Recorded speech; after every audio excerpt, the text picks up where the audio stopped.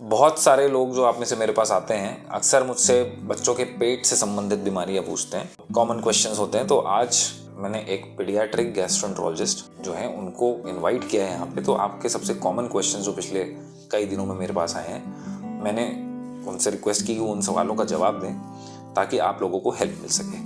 तो मैं बहुत खुशी के साथ इंट्रोड्यूस करूँगा doctor Jaya Agarwal. She is a pediatric gastroenterologist from Kanpur, the only pediatric gastroenterologist, और वो आज हमारे साथ मौजूद हैं और बहुत सारे सवालों के जवाब देंगी। शॉर्ट स्पैन है बट मैं कोशिश करूंगा मैम से जितने क्वेश्चंस मैं पूछ पाऊँ डॉक्टर साहब से पूछूंगा आप लोगों के लिए। थैंक यू डॉक्टर क्षितिज, आज मुझे यहाँ पर इस पॉडकास्ट में बुलाने के लिए, और मुझे ये इन्फॉर्मेशन शेयर करने में हार्दिक खुशी होगी बच्चों की स्वास्थ्य के लिए। तो मैम सबसे पहला क्वेश्चन हर दूसरे बच्चे में है, कॉन्स्टिपेशन एक विकराल रूप धारण कर चुका है। 2 साल का बच्चा है, पॉटी टाइट होती है, पॉटी 3 दिन नहीं होती, या एक्सक्लूसिवली मिल्क डाइट पे है। ये बड़े कॉमन क्वेश्चंस मेरे पास आते हैं। तो अगर मैं न्यूरोलॉजिकल यानी दिमागी समस्याएं उसमें से रूल आउट कर दूं तो आप इन पेरेंट्स को क्या एडवाइस देना चाहेंगी, how to deal with this, इस तरीके की समस्याओं से कैसे निपटना है? आपने बहुत सही सवाल उठाया। आजकल ये समस्या बहुत कॉमन हो गई है और मेरा मानना है कि इसमें बहुत बड़ा कारण हमारी डाइटरी चेंजेस हैं, जिसमें ज़्यादातर माँ बाप या तो बच्चों को प्रोसेस्ड फूड्स पे रखते हैं या प्रेडोमिनेंट मिल्क, मतलब मिल्क ही ज़्यादा डाइट में रहता है। ये एक बहुत बड़ा कारण है। दूसरा, टाइम से टॉयलेट ट्रेनिंग ना होना बच्चों की, ये बहुत बड़ा उसके पीछे कारण है। तो इन चीज़ों को हमें करेक्ट करना है। बिसाइड्स मेडिसिन तो चलेगी, पर अगर ये दोनों चीज़ें, टॉयलेट ट्रेनिंग एंड डाइट, हम करेक्शन कर दें तब ये बच्चों का कॉन्स्टिपेशन पूरी तरह से ठीक हो सकता है। अब उसमें माँ बाप के क्वेश्चन होती है कि हम बच्चों को क्या खिलाएं इस तरह की समस्या में। तो सबसे पहला थंब रूल है कि मिल्क आप प्लीज़ मिनिमम क्वांटिटी में दें। ग्रीन वेजिटेबल्स, साग सब्जियाँ, fruits, solid fruits, fruit juice नहीं, और दानेदार अनाज की चीज़ें, ग्लूटेन से रिलेटेड, और बाकी प्रोसेस फूड का कम से कम इनटेक करें। ये मेरा सुझाव होगा। बहुत इंपॉर्टेंट पॉइंट बोला है, जूस नहीं फुल फ्रूट। तो प्लीज़ आप में से कोई भी मुझे ओपीडी में फ्रूट या रियल फ्रूट जूस या कोई से फ्रूट जूस का डब्बा लेना दिख जाइएगा, ध्यान रखिएगा आपके बच्चे की गट के लिए अच्छा नहीं है। Moving on to next question ma'am, constipation तो हो गया।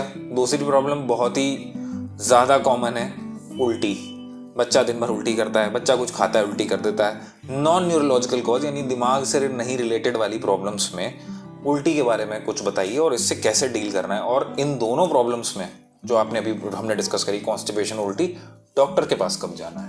बच्चों में गैस्ट्रोएसोफेजियल रिफ्लक्स जिसको हम लोग कहते हैं, खाने की नली में खाना पेट से आता है, ये नॉर्मल फिनोमेना होता है जब बच्चा पैदा होता है। पर जैसे जैसे बच्चा बड़ा होता है, 1 ईयर ऑफ एज तक, ये सारी समस्या जो रिफ्लक्स की है वो कम हो जानी चाहिए। पर अगर इसी समस्या में ज़्यादा है, बच्चे का वज़न नहीं बढ़ रहा, उल्टी के साथ खून आ रहा है, पित्त आ रहा है, पीले रंग की उल्टी आ रही है, या बच्चे की बढ़त नहीं हो रही है, इन सब सूरतों में आपको एक अच्छे पेट के डॉक्टर को कंसल्ट करना चाहिए, क्योंकि ये इलाज के रिक्वायरमेंट वाले उसमें आते हैं क्राइटेरिया में। तो एक बड़ा कॉमन क्वेश्चन मेरे पास आता है, बहुत फ्रिक्वेंटली लोग इस सवाल को मुझसे पूछते हैं, एक वर्ड ट्रेंड में है आजकल, ग्लूटेन। सो ग्लूटेन के बारे में बताइए सब लोगों को कुछ, neurological, non neurological, gluten sensitivity, gluten tolerance, कुछ शब्दों में। नो ये बहुत बड़ा टॉपिक है बट कुछ शॉर्ट में अगर आप थोड़ी सी जानकारी दे पाएं कि लोग सेंसिटाइज हो जाएं कि ये क्या है या इससे डरना चाहिए कि नहीं। क्योंकि मेरे जो बच्चे थेरेपीज वगैरह के लिए जाते हैं उनको रैंडमली बच्चे को सब हर जगह ग्लूटेन से लोगों ने एक दुश्मनी पाल ली है, ग्लूटेन फ्री डाइट पर डालो। इट इज़ नॉट ईजी कि एक बच्चा जिसको कोई ग्लूटेन से रिलेटेड बीमारी नहीं है उसके लिए ग्लूटेन फ्री डाइट बनाना, क्योंकि वो इकोनॉमिकली भी डिफिकल्ट पड़ता है, महंगा पड़ता है वो ग्लूटेन का फ्री आटा मंगाना या कुछ चीज़ें मंगाना। दूसरा, मदर पे एक्स्ट्रा लोड पड़ता है कि स्पेशल डाइट्स बनाना। तो इससे संबंधित मैं चाहूँगा प्लीज़ कुछ भ्रांतियाँ लोग दूर करें, जो ग्लूटेन का हवा बना हुआ है उसको डिबंक करिए। तो आपने एक बहुत इम्पॉर्टेंट समस्या को उजागर करा है। आजकल 2 एंटिटीज़ हमारे ग्लूटेन से रिलेटेड है। ग्लूटेन पहले समझते हैं क्या होता है। वो गेहूं में एक पदार्थ होता है तो जो गेहूं में चिपचिपापन लाता है। अब गेहूं के अलावा राई, बार्ली में भी यही पदार्थ होता है। ग्लूटेन जो है कुछ बच्चों में या कुछ लोगों में पचता नहीं है, जन्म जाती प्रॉब्लम होती है जिसको हम लोग सीलिएक डिजीज़ कहते हैं मेडिकल भाषा में। ऐसे बच्चों को ग्लूटेन से बिल्कुल भी परहेज़ करना चाहिए। मतलब कि गेहूं का सेवन बिल्कुल प्रतिबंधित होता है इन बच्चों में, और इनकी प्रतिबंध होने के बाद ही इनकी बढ़त होती है। किंतु आजकल एक नया कॉन्सेप्ट आया है नॉन सीलियक ग्लूटेन सेंसिटिविटी, जिसमें सीलियक डिजीज़ तो नहीं है बच्चे को, पर ग्लूटेन सेंसिटिविटी है। तो ऐसे मरीजों को भी ग्लूटेन का परहेज़ कहा जाता है।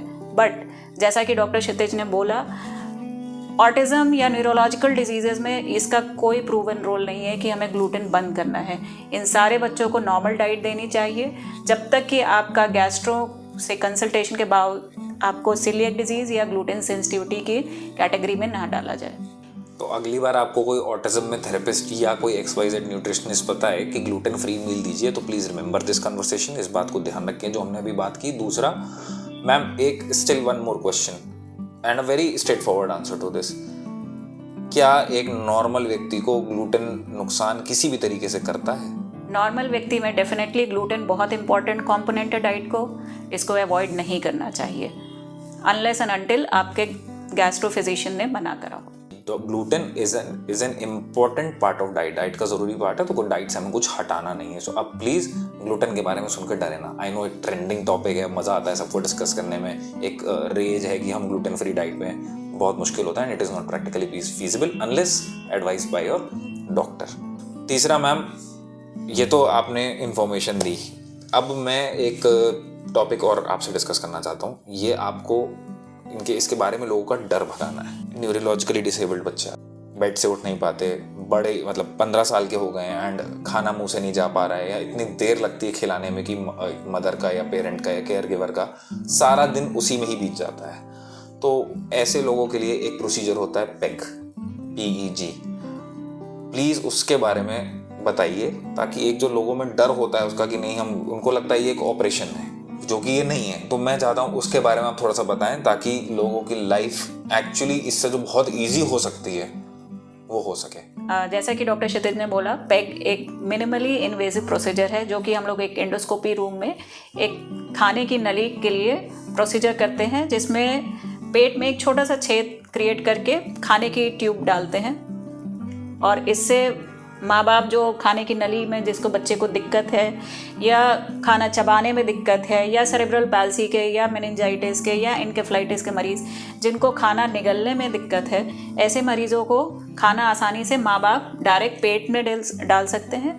और सबसे इम्पॉर्टेंट बात यह है कि जो बच्चे घंटों घंटों खाना नहीं खा पाते हैं, वो पेट में जब डायरेक्ट खाना जाता है तो उनका न्यूट्रिशन सुधरता है, दवाई का रिस्पॉन्स बढ़ता है, सीजर्स कंट्रोल बढ़ते हैं और बच्चा हेल्थ की तरफ जाता है। तो ज़्यादातर माँ बाप इस प्रोसीजर से डरते हैं, पर मेरा सजेशन ये है कि आप कृपया एक बार पैक के बारे में फिजिशियन से डायरेक्ट कंसल्ट करके उसके बारे में समझें।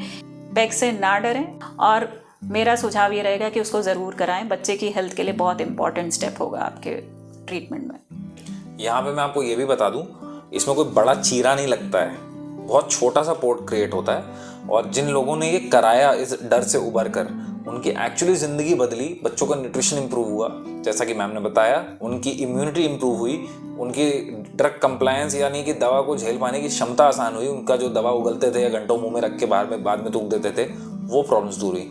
बट हाँ, ये भी याद रखें, ये डिसेबल्ड बच्चों के लिए है या जिनके मुंह में प्रॉब्लम है। ये नहीं कि आप सोचने लगे कि एक नॉर्मल बच्चा जो थोड़ी मुश्किल के साथ खाता है उसका भी यही उपचार है, ऐसा नहीं है। सो प्लीज़, जब हम आपको सलाह दें कि पैक कराना है, तभी पैक के बारे में सोचें। ये आपकी ज़िंदगी आसान बनाने के लिए नहीं है, बच्चे की ज़िंदगी के लिए। साथ में आपकी ज़िंदगी आसान हो जाती है तो बहुत अच्छी बात है।